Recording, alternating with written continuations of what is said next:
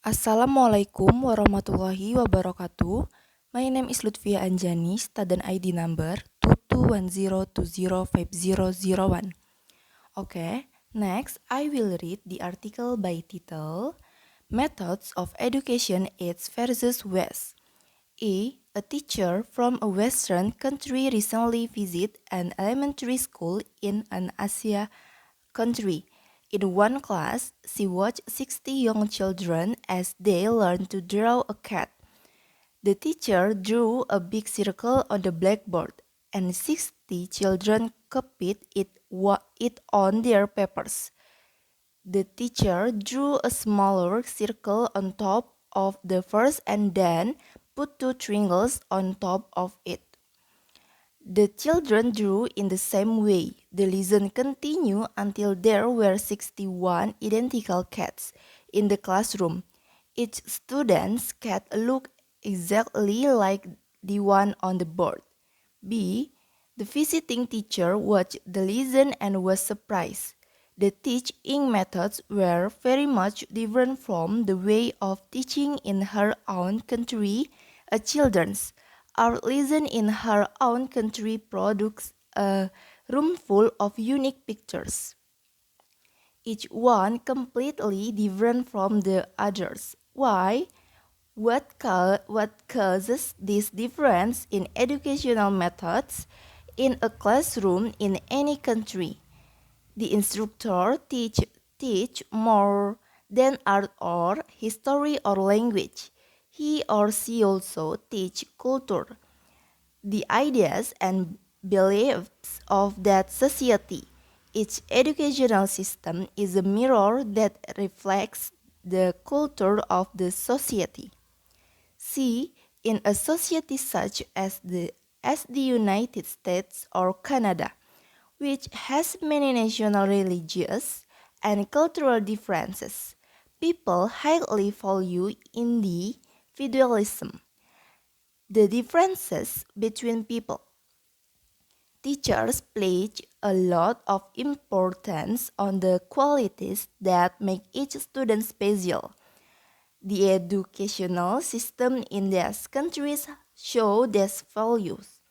Students do not memorize information, instead they work individually and find answers themselves. There is often discussion in the classroom. At an early age, students learn to form their own ideas and opinions. The In much Asian societies, by contrast, the people have the same language, history, and culture. Perhaps for this reason, the educational system in much of the Orient reflects society's belief in group goals and purposes rather than individualism. Children in China, Japan, and Korea often work together and help each other on achievement. In the classroom, the teaching methods are often very formal. The teacher lectures and the students listen. There is not much discussion, instead the students recite rules or information that they have memorized. There are advantages and disadvantages to both of the system of educational.